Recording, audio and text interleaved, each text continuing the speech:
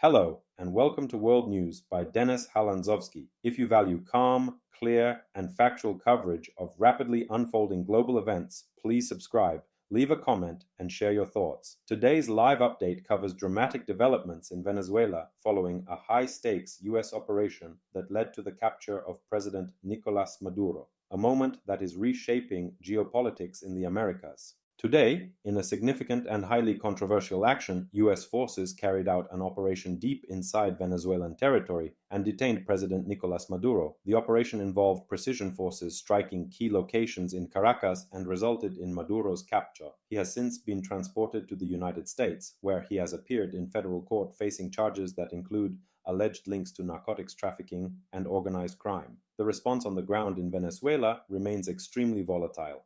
Pro-Maduro militias and security units loyal to him have engaged in sporadic clashes with government forces and local civilians. Reports indicate that dozens, including security personnel, were killed during the raid, highlighting the intense resistance and the human cost of the operation.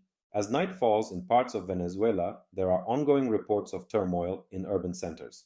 Armed groups loyal to the ousted leader are consolidating control in some areas, while interim authorities aligned with the U.S. insist they are stepping in to restore order and provide security.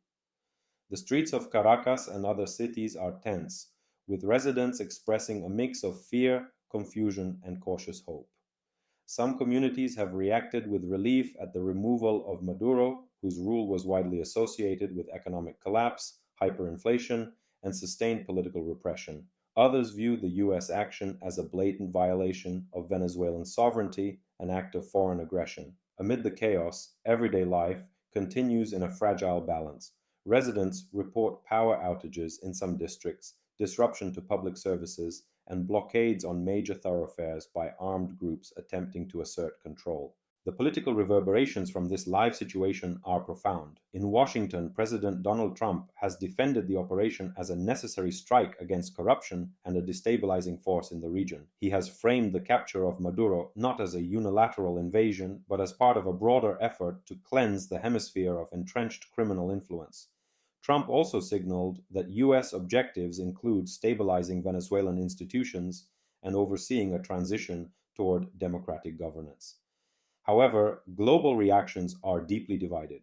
Many Latin American leaders have condemned the raid as a breach of international law and national sovereignty.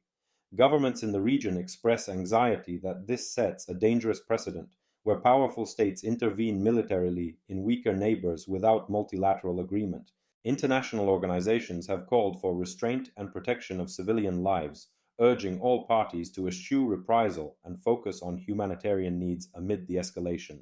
The United Nations has scheduled urgent consultations to address the crisis and explore diplomatic avenues to prevent further bloodshed. For Russia and China, long-standing backers of Maduro, the U.S. operation is seen through a geopolitical lens. Both Moscow and Beijing have criticized what they describe as American overreach and have pledged political support for Venezuela's self-determination. Their statements underscore a broader global struggle over influence and alignment in the Western Hemisphere. Energy markets are also responding. Venezuela's vast oil reserves, once a linchpin of its economy and a point of leverage with allies, are being scrutinized by investors and governments alike. The instability has introduced uncertainty into global crude pricing as analysts attempt to gauge how quickly production and exports might return to a stable footing. Finally, humanitarian groups emphasize that the focus must shift to protecting civilians, ensuring access to food, medicine, and basic services. Years of crisis have already strained Venezuelan society, and continued conflict could deepen suffering unless immediate action is taken to safeguard non-combatants. Thank you for watching this live update on World News by Halandzovskyi. If this report helped you understand today's breaking situation, please subscribe, leave a comment, and share your perspective. Independent reporting matters most when the world is changing in real time. Stay informed and see you in the next update.